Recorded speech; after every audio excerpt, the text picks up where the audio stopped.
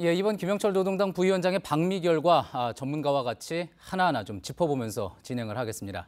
아산정책연구원 신범철 안보통일센터장 스튜디오에 모셨습니다.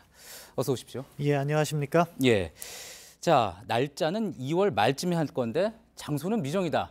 어떻게 좀 해석을 해볼 수가 있을까요? 사실 뭐 날짜나 장소나 그 큰 틀에서는 합의가 있다고 보는데 예. 미국이 그것을 발표하는 순간 구체적인 그 날짜까지 협상을 유지하는 데 있어서 북한에 약간 끌려간다는 생각을 했을 겁니다. 예. 그래서 아직 완전히 차이를 좁히지 못한 부분이 일부 있는 것으로 보여지고 그렇기 때문에 발표를 안 했을 뿐 큰 틀에서는 정해졌을 거라고 생각합니다. 북에 끌려간다는 느낌이 있기 때문에 어쩌면은 그 장소를 지렛대로 협상의 지렛대로 사용할 수 하고 있다. 이렇게 해석을 해볼 수도 있다는 이야기군요.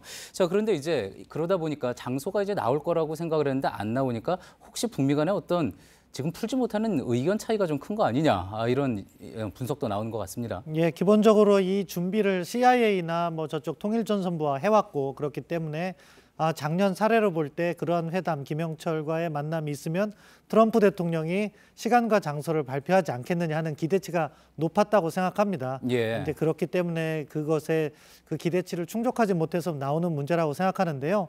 아무래도 트럼프 대통령도 정상회담은 필요하다는 측면에서 정상회담 자체가 뭐 흔들릴 정도는 아니라고 생각하고 예. 뭐 결국 북한이 비핵화 조치 그리고 거기에 상응하는 미국의 상응 조치, 결국 제재 해제라든가 연합군사 훈련 중단 이 부분과 관련해서 등가성이 아직은 맞지가 않기 때문에 조금 더 실무 협상을 통해서 그 차이를 좁힌 다음에 발표를 하라는 게 미국의 생각이 아닐까 추정해 봅니다. 예, 그렇군요.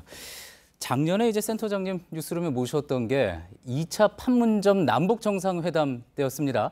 갑자기 결정이 되면서 1시간 동안 저희가 특보를 같이 진행을 한 바가 있었는데 그때도 이제 1차 북미 정상회담이 교착 상태에 빠져 있어서 어떤 돌파구가 됐던 게 판문점에서의 2차 남북 정상회담 아니었습니까?